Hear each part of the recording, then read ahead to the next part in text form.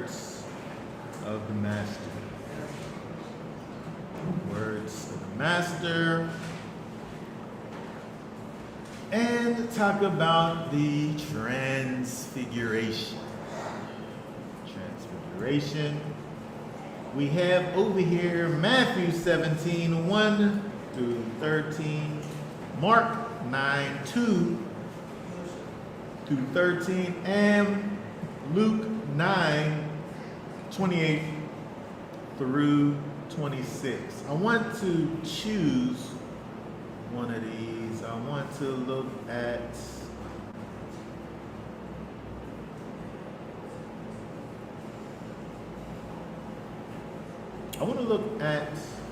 Mark's version.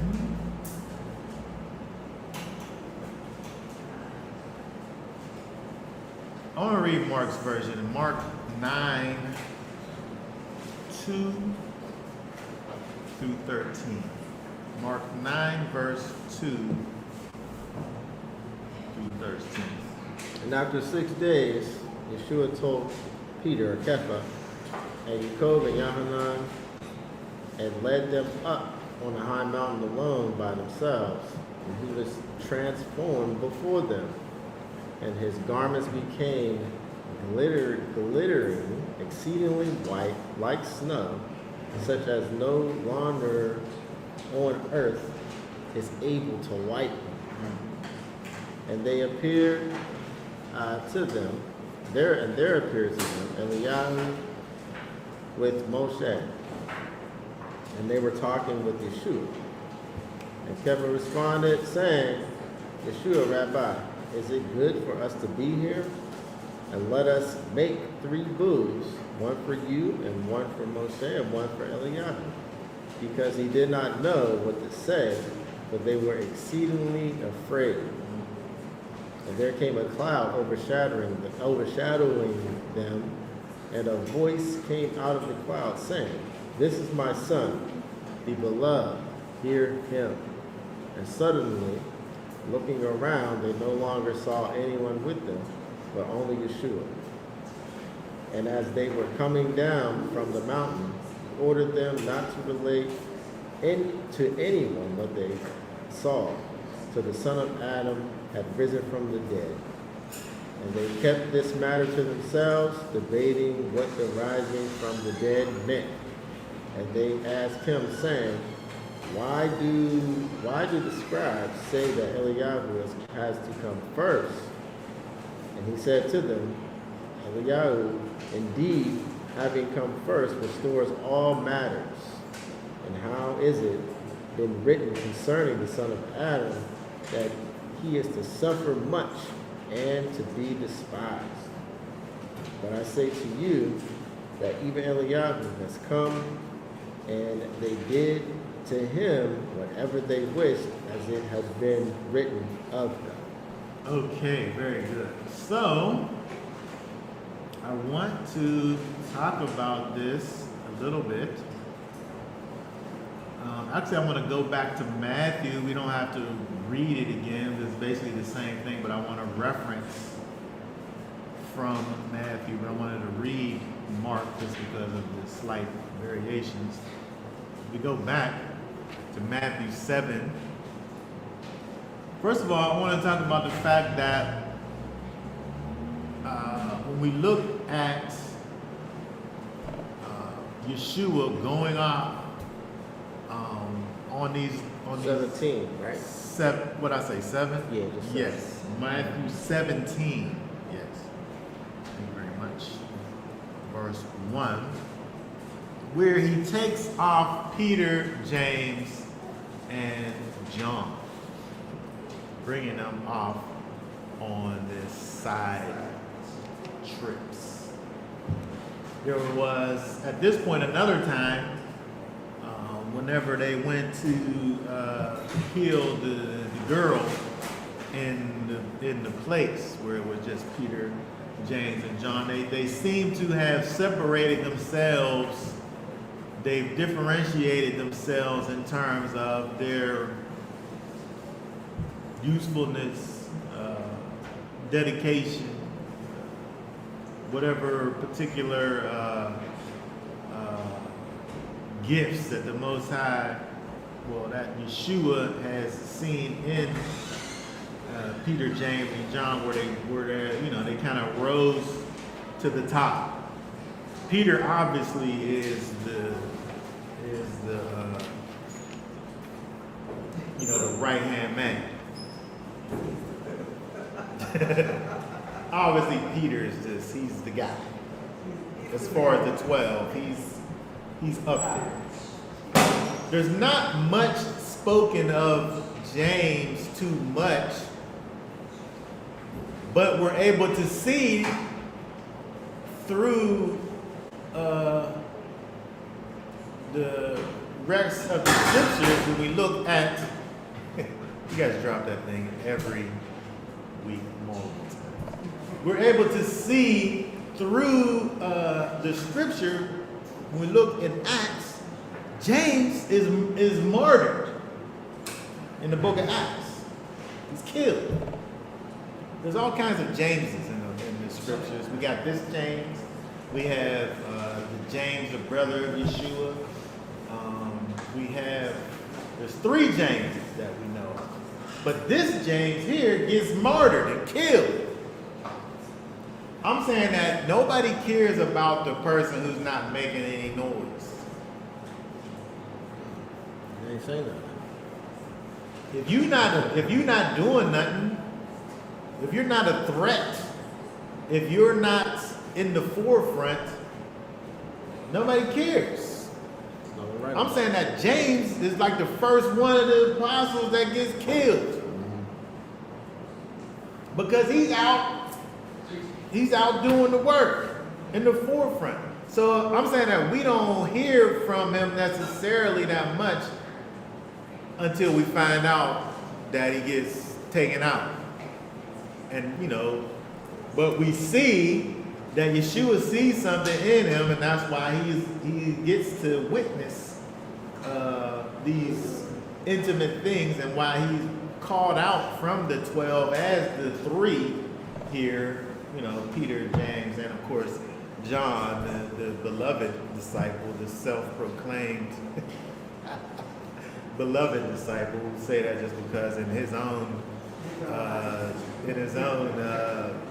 books, that's how he refers to himself as the beloved disciple. Which is always funny. But wait, I was asking his name is his brother. James's brother. No, it's his brother. Yeshua. No, it's James's brother. You talking about James here? Yes. I think this is James and John, his brothers. Oh, this is John's brother. Yes. Oh. There is a You Yeshua. said James's brother. That's why I was confused. No, James. Well, I'm saying there's James and John, which they're a tandem. They're together. So they're brothers. They're brothers with one another. But there's also a James that's Yeshua's brother. But that's not this one, James. That's the one I remember.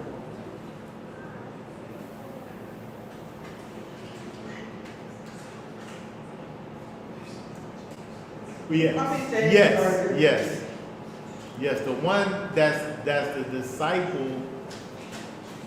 The ones that there's the one that is the disciple. There's one that is his brother, Yeshua's brother, and there's ones that this one right here. I'm saying that this one right here didn't write anything. He dies too soon, and he doesn't do anything. The one who is Yeshua's brother, I believe, is the one who is credited for the book of James. Could be wrong. But this one here is John's brother, James. But I'm saying all that just to say that there was kind of like a set apart group inside of the 12. And so they see this thing that happens, where it says in verse 2, it said that he was transfigured. The King James says transfigured before them.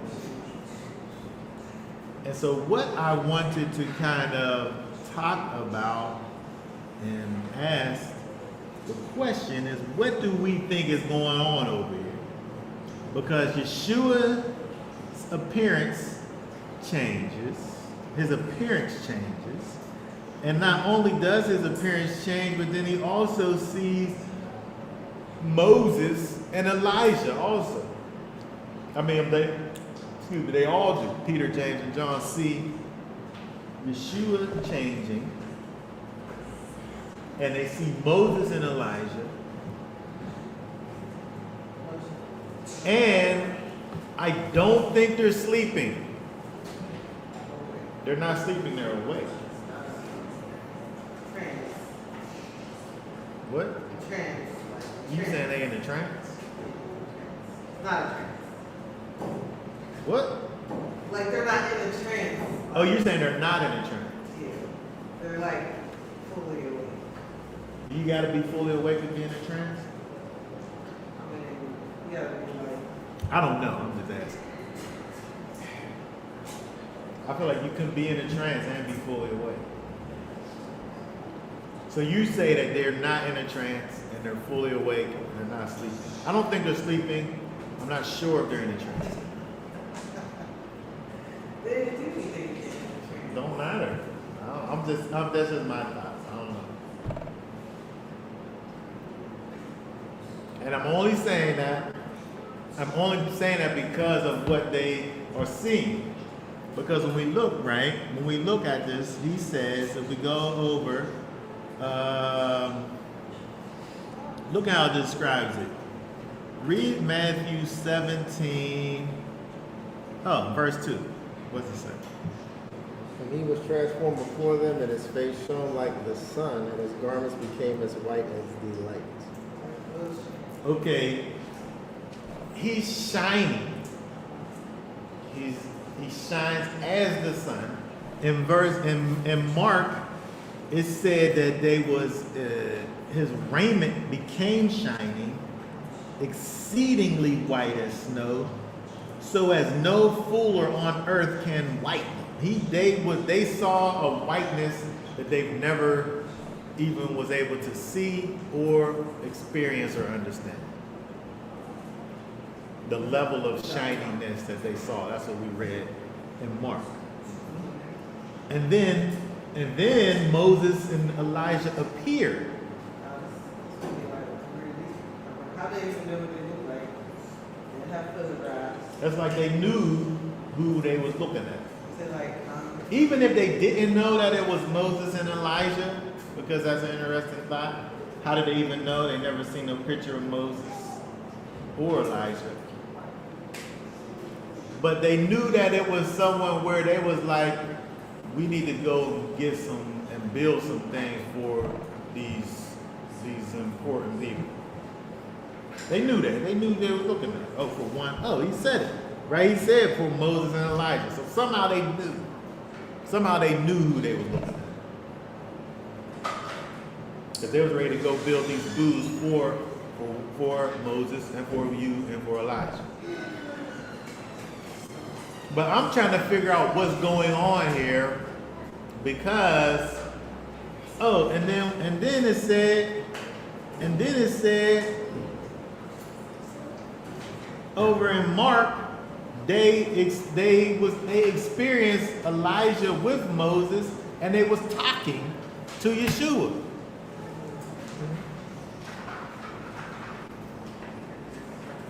And so I'm just trying to figure out what it is that they were seeing here, you think?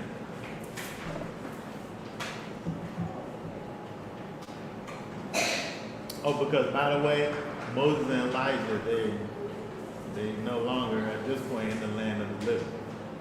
I just want to add that too. Go ahead. I'm sorry.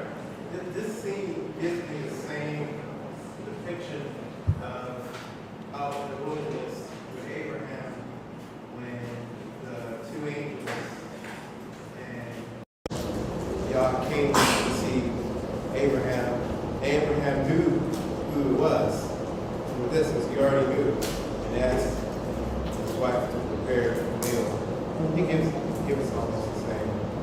Yeah, right, because he never saw a picture of it at the time. So why was he looking at this individual and saying, this is the Most High? He had understood. It was understood. He had this understanding. And so, okay, yeah, so they had an understanding about who was there, but I'm trying to figure out what was going on. Was there like a portal? Did a portal open? Yeah. I was They went outside of time. I think their eyes were open. yeah, right. I think that, Mhm. they were allowed to see what none of us can see. In a portal. In a portal? No, I believe that, like your spirits Right before him, all the the time. event took place. Would it be the same way as the time of Moses in the burning bush, where he asked the Most High that he see his countenance to see him, but the Most High said, you can't see me for you surely will die, but I'll put you here in the corner of this mountain, and as I go by, you shall see my hind parts. Can it be like that?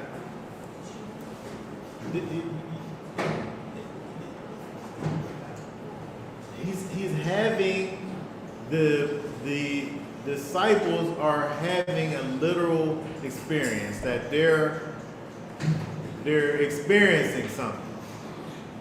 They're seeing Yeshua, and they're seeing a thing that's not being called glory. It's not being called glory, but it's the way that it's described is what we would think of as glory. And so my thing is that he just got finished saying that I'm going to be persecuted, I'm going to be killed, I'm going to raise from the dead, and when I come back, I'm coming back in the glory of my Father. Which is, we're talking about the glorified Messiah, the glorified Yeshua. And then what they see here is somebody whose face shines as the sun, and his raiment was white as the light. He's talking of, they saw what it would look like when Yeshua returns in the glory of his Father.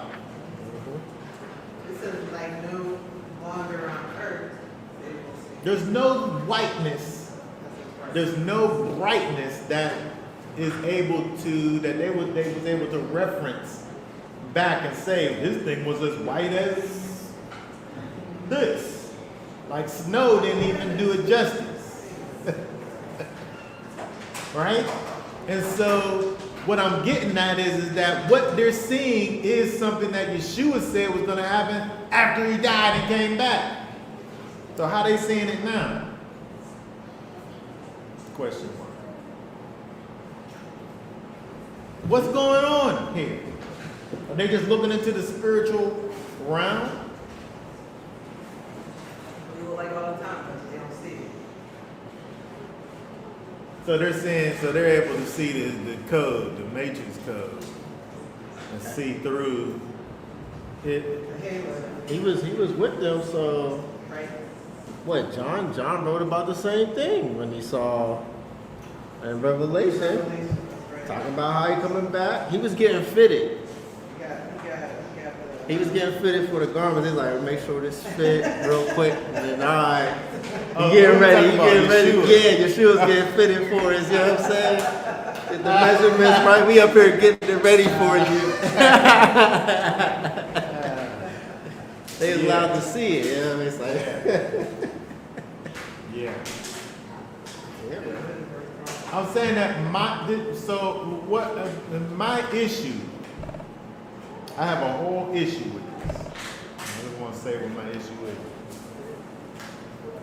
When we think about Yeshua in his physicalness, which he's here in his physicalness. We just, literally just, if we're reading through the Bible as it goes, we just got finished reading how he was going to be after this and this happens. Which, what he's describing is then what we see over here. And so first of all, out of Yeshua's own mouth, he said after he dies and raises from the dead and comes in 3 days, when he returns, he's going to look like this. And then when we see the next thing that happens, these days later, after 6 days, he takes Peter, James, and John away, and then they see him in a way that he just said that he was going to be after he dies. He said something In glory. And then he don't say glory over here, but the thing that he describes is glory. And so, but it is necessary for Yeshua to have gone through these steps so that his physicalness, he literally wasn't a physical body. He had to die so he could go back to the Father and be glorified. We see later on in John where he's actually speaking to the Father, and he's talking about restore back to me the glory that I had when I was with you before.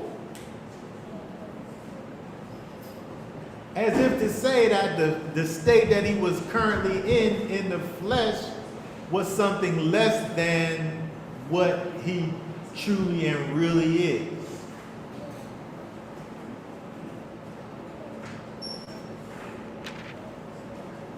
That's one thing.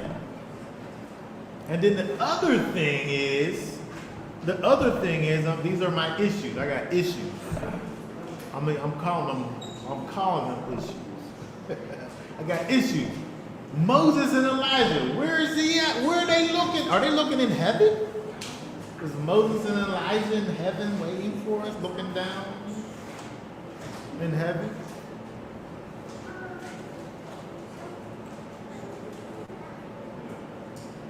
I'm just asking a question. So what you think is the way you're looking at it, then this got to be a dream.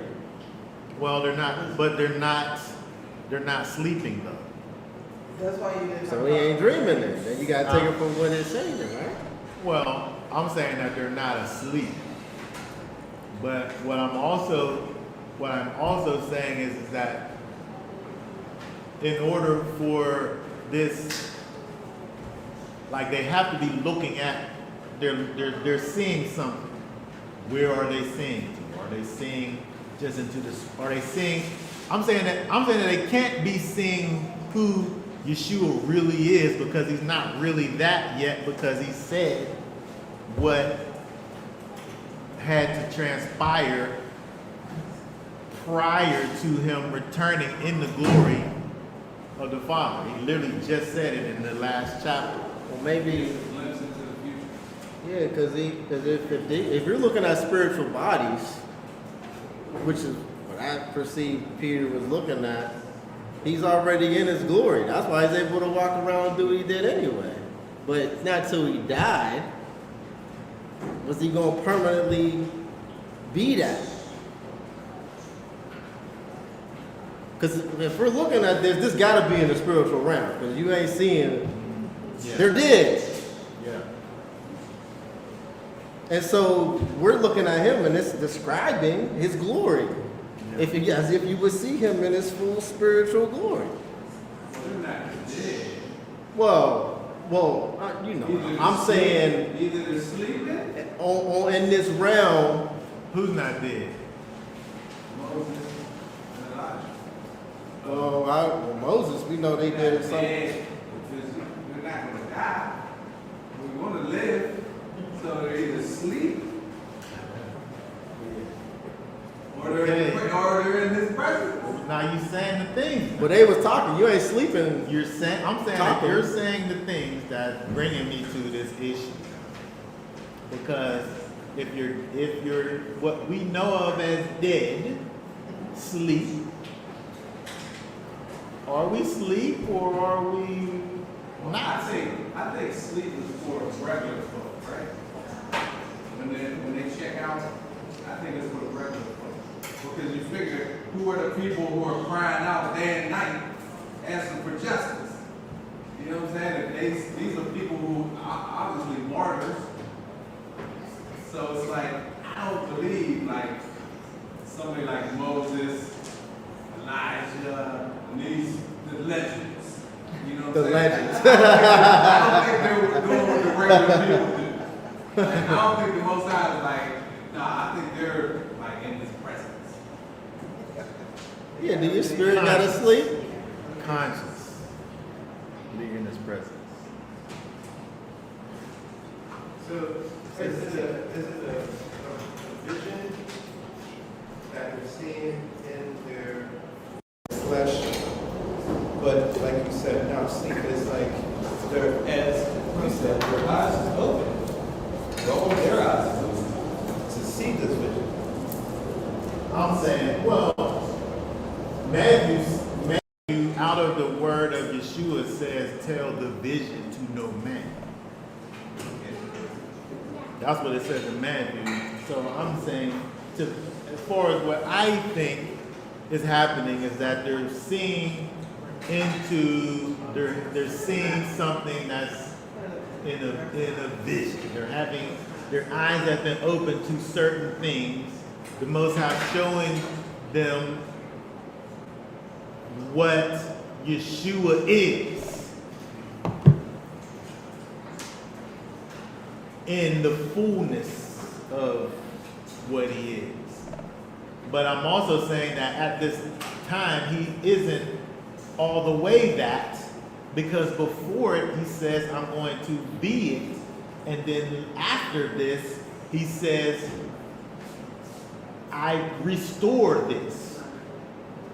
So we see before this happens that he says that I'm going to be in this way, this state, this glorified state. Before this happens, he says it. He just said it. And then later on, we see when he's praying to the Father before he's about to be physically killed, that he's asking the Most High, as he talks to the Most High about keeping the disciples and everything else. But he said, restore the glory that I once had before. The glory, the essence, the presence, the thing that Moses wasn't able to look at. And so I'm saying that, when I think, I don't know, but when I look at this, it seems like they're having they're looking at something and they're finding out a truth about who Yeshua is in this way. And they're seeing what they're seeing as a way to show them that particular truth. I don't think that Yeshua is like concealing his glorification at this point. I think that he, at this point in the situation, is he's fully man, walking around with a full connection to the Most High. But he has to, in order to be what he is for us, I think he has to be fully man. And then we see him go through the process. He dies and comes back in this in that glorified state. And then we even think about the fact that when we look at things like let's look at 1 Corinthians 15.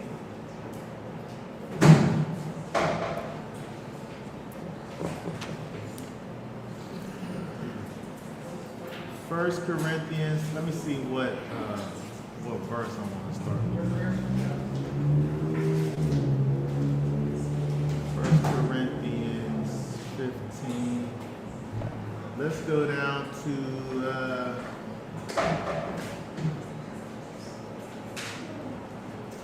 let's start reading at verse let's start reading at verse 12. 1 Corinthians 15:12. And if Messiah is proclaimed that he has been raised from the dead, how do some among you say that there is no resurrection of the dead? And if there is no resurrection of the dead, then Messiah has not been raised. And if Messiah has not been raised, then our proclaiming is empty, and your belief also empty. And we are also found false witnesses of Elohim, because we have witnessed of Elohim that he raised up Messiah, whom he did not raise up. Did not raise up. If then the dead are not raised up. For if the dead are not raised, then neither Messiah has been raised. And if Messiah has not been raised, your belief is to no purpose. You are still in your sins. Then also those who have fallen asleep in Messiah have perished. If in this life only we have expectation in Messiah, we are of all men the most wretched. And now Messiah has been raised from the dead and has become the first fruit of those having fallen asleep. Okay, so hold on right a second. So it's interesting that we see this when Paul talks about this whole idea of Messiah being raised from the dead. The importance of it. If he didn't raise from the dead, this whole thing that we do it doesn't mean anything. It's probably the most important thing. It had to have happened. But in verse 20, now Messiah has been raised from the dead and has become the first fruits of those having been fallen asleep. So it brought up this whole idea of the people who've fallen asleep, right? If he didn't raise from the dead, the people that fell asleep, then also those who have fallen asleep in Messiah have perished. If he didn't raise from the dead, the people who fell asleep before that, who believe in Messiah, if he didn't raise from the dead, they're gone forever. Like this thing that he did in terms of him raising from the dead is pretty important. But it calls him in verse 22, he became, when he raised from the dead, the first fruits of those having fallen asleep. I don't know if this got anything to do with what we're talking about, but it seems like people fall asleep, they die. And then the thing that he did when he fell asleep and rose from the dead, he's the first fruits of that.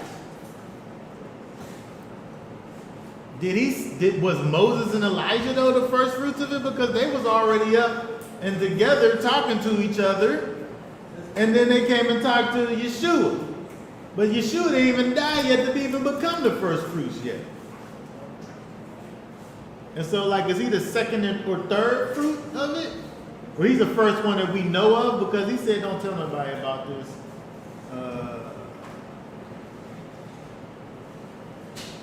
Okay, let's keep on going. That's you hold on to that one.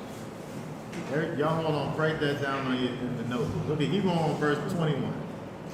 21. For since death is through a man, resurrection of the dead is also through a man. For as all die in Adam, so also shall be made alive in Messiah. And each his own order, Messiah the first fruits, then those who are of Messiah at his coming. Then the end, when he delivers up the reign to Elohim the Father, when he has brought to naught all rule and all authority and power. Okay, stop right there. I'm going to drop down to 35. Pick up back at 35. But someone might say, how are the dead raised up? And with what body do they come? Senseless one, what you sow is not made alive unless it dies. And as to what you sow, you do not sow the body which is to be, but a bare grain. It might be wheat or some other grain. For Elohim gives it a body as he wishes, and to each seed its own a body of its own. All flesh is not the same flesh, but there is one flesh of men, and another flesh of beasts, and another of fishes, and another of birds. And there are heavenly bodies and earthly bodies, but the esteem of the heavenly is truly one, and the esteem of the earthly is another. One esteem of the sun, and another esteem of the moon, and another esteem of the stars, for star differs from star in esteem. So also is the resurrection of the dead. It is sown in corruption, it is raised in incorruption. It is sown in disrespect, it is raised in esteem. It is sown in wickedness, it is raised in power. It is sown a natural body, but is raised a spiritual body. There is a natural body and there is a spiritual body. Okay, hold that right there, because I think that this thing that is being described here, you see a transition, a differentiation between the physical and the spiritual. But all of it is made possible because of what it is that Yeshua did, and he did it first. Yeah. Motion. Yeshua does it first, right? He does it first. So he makes all of these things possible, but he's the first fruits. He's the one that did it first. And so there's a differentiation between the spirit body and the physical body. The resurrection that happens only happens because Yeshua first was raised first. And so what I'm saying is that I think, and I could be wrong, I've been wrong many times before. I'm saying that the thing that the disciples saw was a truth about who Yeshua is, but it wasn't like it wasn't reality in terms of Moses being somewhere with Elijah and them talking to each other and talking to Yeshua. And I'm saying that on the strength of Yeshua has, at that point, hadn't died yet. So they had to have been looking into a place that was in the future almost. They had to have been looking outside of time, because Yeshua hadn't even gotten to the place where his own body was transformed. Yeah. And so I think that the thing that they saw, the reason that they saw it was for them to better understand who Yeshua was, and the emphasis be more about who Yeshua was as opposed to Moses and Elijah being at a place and Yeshua also being in that same place. Like I feel like they saw a vision. They was awake and they saw something that helped for them to understand a something. And that something being the essence of who Yeshua is. But when we're able to look at us in the scope of time, Yeshua hadn't become that yet. Because he hadn't even died yet.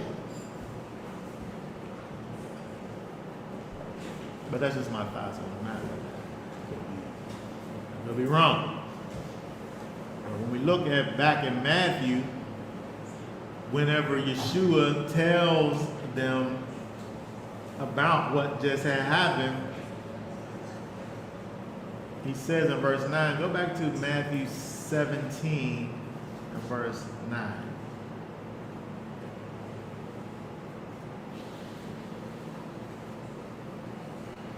It said, and as they were coming down from the mountain, Yeshua commanded them, saying, do not mention the vision to anyone until the Son of Man is raised from the dead.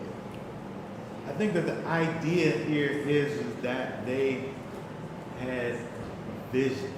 Just like the Most High will speak to his people in a dream or a vision.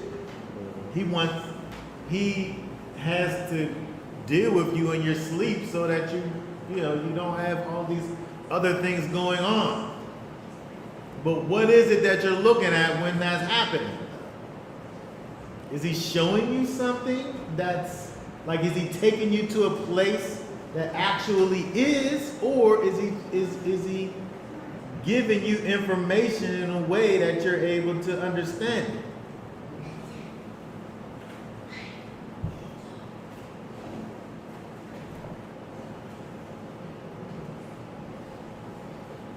I think at this particular time, he's giving the disciples the understanding that it intensifies what it is that Yeshua literally just said, which was, when I die and come back, I'm coming back in the glory of the Father. And then so he showed these three what that actually looks like.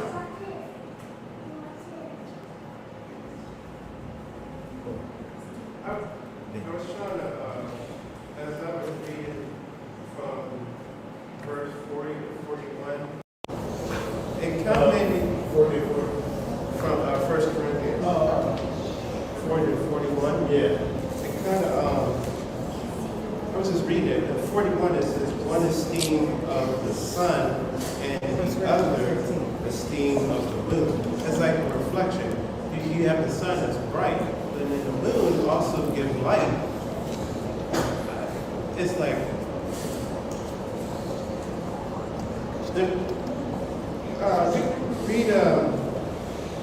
read 39 and read 40. And all flesh is not the same flesh, but there is one flesh of men, and another flesh of beasts, and another of the fishes, and another of the birds. And there are heavenly bodies and earthly bodies, but the esteem of the heavenly is truly one, and the esteem of the earthly is another. Then it refers to the sun and moon.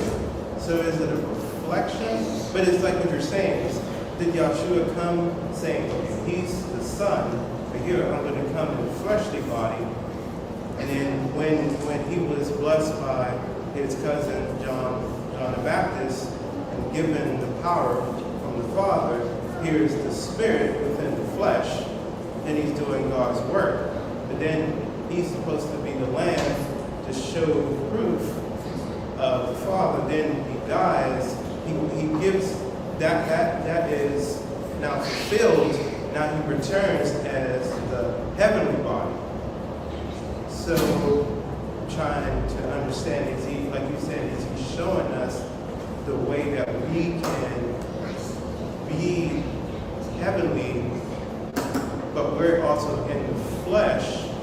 But when we die, we gain what he has. Yeah. Is it referring that way? So he's showing us the way, even through the heavenly, the fleshly body. He's, you get what I'm saying? I'm trying to. Yes, it's kind of, when you look at Yeshua, he's the ultimate example.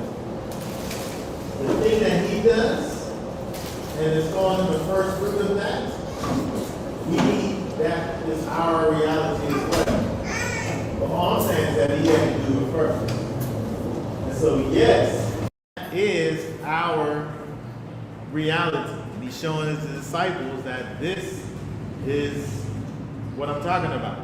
Don't talk about this to nobody right now, but whenever I die and this thing comes to fruition, then now you can start talking about it because you'll see what I'm talking about. And so, yes, he's the first. He is the first fruit of those that raised from the dead. And the thing that happens to Yeshua in terms of him having this glorified body is the same thing that it talks about in here. And I don't know, how far did we read down in 1 Corinthians 15? Did we read 44? Yeah, we went to 44. Yeah, because it's sown a natural body and is raised a spiritual body. What they saw was a spiritual body, but the natural body got to die so that the spiritual body could be manifest. And so that's the only thing that I'm saying is that they got a glimpse of what was to be, but it wasn't yet to be. I think they got a glimpse of the resurrection. Yes, Yes. exactly. That's what I'm saying. They got a glimpse of something that didn't happen yet. Not like they saw where Moses and them is at right now. They got a glimpse of what is yet to come. I think. That's what I think. Could be wrong. We talk about John in Revelation saying, being led by his future self. That's what I say. I say when we talk about, and when we look in Revelation, and John saw a servant of the Most High, and is talking to him, I say that John this whole time has been spoken to by his resurrected self. That just didn't even happen yet because John's still alive. Receiving the message. He sees the servant of the Most High. I'm saying that the servant that he's seeing is his resurrected self that he don't even recognize because it's his spiritual self that's giving him this. I don't know if that's true or not, but that's what I didn't know until I said it in the past. I have a very strange question. Well, we talk about strange things. Could this be that Joshua is here multiple times? What you mean? Could he have been here before actual present time? Yeah. I think so. Could he? Different way.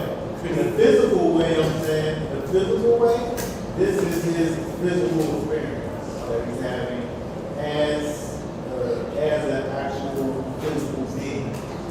Now, did he manifest himself at different times?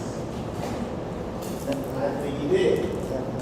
Because I think that we see this interesting thing that happens right here. It talks about them sitting there looking at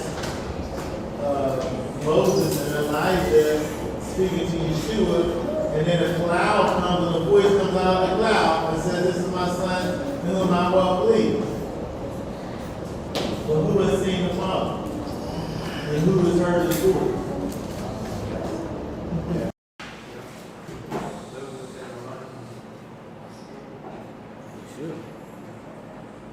And so you're seeing a situation here where the Father is speaking of, "This is my beloved Son," but who's he talking about but the actual word of Elohim, the manifested word of Elohim. And so again, it causes you to think about like how we talked about before, when you look at Moses with the glory going past. It talks about the Most High standing by Moses and proclaiming the words, and then the glory going by, but the words is protecting them from the glory. It's like you're seeing these different manifestations of the Most High all in one place. but it's different manifestations of him at the same time. Just like right here. They're with the physical Yeshua. They see the spiritual Yeshua. And then they hear a voice. That's the word of the Most High, which is Yeshua. Go ahead. Yeah, it's interesting because it's like, we know that Yeshua was slain before the foundation of the earth, Yes. right? But that didn't happen in the physical realm. In time, right. Didn't And happen. so I don't believe that there's time in the spiritual realm. No. So It's outside of time. like it says in Romans, he calls things to be that like they already were, right? And so it's like this plan has already happened Yep. in the heavens. Yeah, it's already You know what I'm done. saying? And so yes, he can give us a glimpse of things that it already transpired. Like the plan, when the Most High made the foundations of the earth, everything has been planned out. Yes. And that's why we can know what's going on, all that's going to happen in Revelation. We can know that, man has sinned, and we can know all of these different things because it's already been planned out. Yes. So yeah, he can give you a glimpse into things that is already planned out. That are outside of time and space. Right. And so even you think about the idea of prophecy, if you have heard these words from the Most High about this thing that he says going to happen, and it's spelled out exactly for you, in time and space, the thing didn't happen yet. In time and space. Yeah. But outside of time and space, there's a whole other thing. I guess he could have, instead of just telling you what happened, he could have showed you what happened. Yeah, I can show you better than I can. That's why I started off by saying that we opened up it's a portal. It's just a portal. He just opened up and showed them a little space of outside of time. It's a marvel. That's what we doing, Will. That's what we reading. Normal, they knew what they were talking about. But, the only thing I have to say is, how did Peter even have an opportunity to say it? What you I mean, mean? he did get cut off. He What you said, done? "Can I build you all some sukkahs?" Oh yeah. Like, why You saying why was he able to speak while he was in the trans? Well, we're saying trans. You think about when I think about trans, I think about you being not able to speak or anything. I But speak in my dreams all the time. well, that's what I mean. It's like we don't have the definitions to describe what happened to them. You just think about seeing visions in your sleep, but they wasn't asleep. They was awake, but they was experiencing something like unto something that you might experience when you're asleep, except they was wide awake and they wasn't asleep. And so that's why he was able to talk, because he wasn't asleep. He was fully awake. And the Guardians of the Galaxy. You know what I'm saying? I was like, they opened the portal and they could talk in there. It's like, nah. They can talk in that portal, like, Everywhere they went. We saying trance, but that's just what we would say when we think about the idea of seeing a vision. But it's made clear to us here that there was in Luke.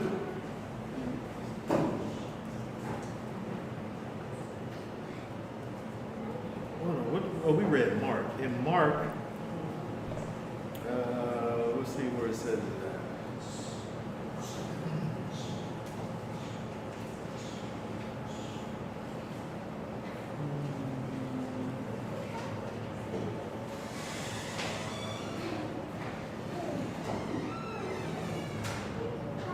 I thought that it said to emphasize the idea of them being awake.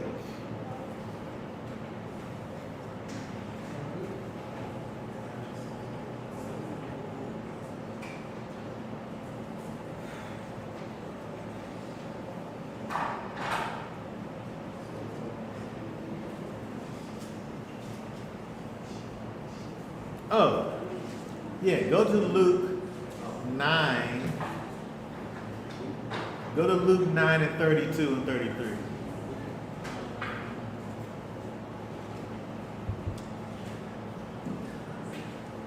Says, but Kepha and those with him were heavy with sleep, and having awakened, they saw his esteem and the two men standing with him. And it came to be as they were parting from him, Kepha said to Yeshua, Master, is it good for us to be here? And let us make 3 booths, one for you and one for Moshe, one for Eliyahu, not knowing what he said. Yes, so they was asleep, and then they woke up, and then that's when they saw what they saw. So then that makes sense why he was able to talk.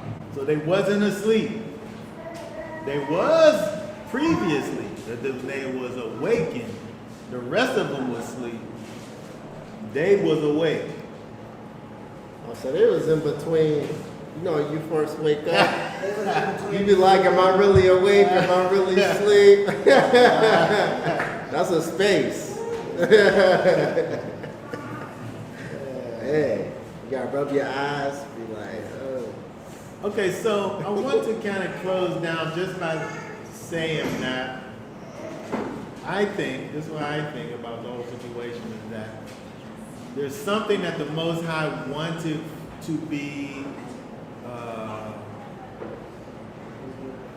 given to the disciples and known without a shadow of a doubt about the nature of who Yeshua was. Probably to, kind of ease their minds because of the fact that he just talked about the fact that I'm going to be killed. I'm going to die. We got to go down here to this place where the people going to kill me at. But don't worry, I'm going to raise on the 3rd day. But on top of that now, when you add this idea of actually seeing, having an understanding of what that looks like in terms of the glorification of Yeshua, I think to an extent is given to these disciples here to help them in understanding what was going to happen. Again, not fully knowing, what all this meant, but getting a type of understanding of what was to come. And as I was saying, when we look at, the importance of Yeshua going through the process, within, this realm, this time and space, going through the process of his death, burial, and resurrection, and going back to the Father and sending us that seed of the Spirit, which is the seed of our glorification. It's the beginnings of us being the way that Yeshua is when he is raised. When it talks about in John, however he is, that's how we shall be. And that is just a manifestation of the Spirit that's planted on the inside of us being full grown. When we're changed from this physical being into a spiritual being.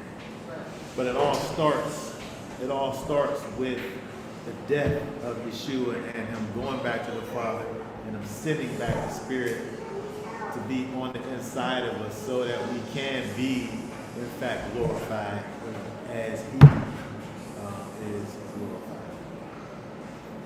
All right. Does anybody have any last questions or comments before we go ahead? The vision reminds me of them being awake of whenever Balaam said, in Numbers 24, let's see, verse 16, and he says, the oracle of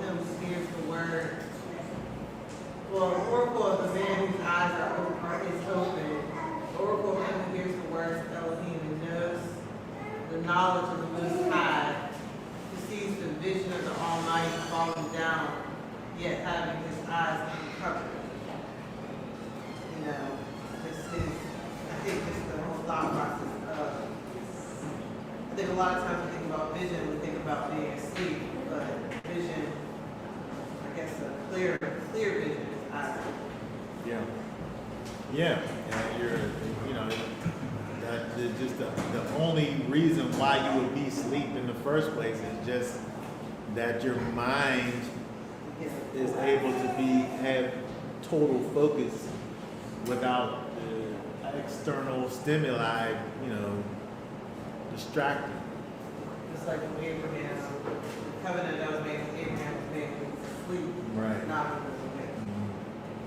So you can't ask me a question. But what about this? Just listen. Yeah. Just hear the word. Just see it. Yeah. Yeah. Ask any questions. Okay. Anything else? All right. So, if no one has any more thoughts, questions, comments, will be done for now. Y'all willing? We'll be back on next Shabbat. Continue with our look at both the Torah portion and the words of the Master. All right. So we'll say for now, Shabbat Shalom.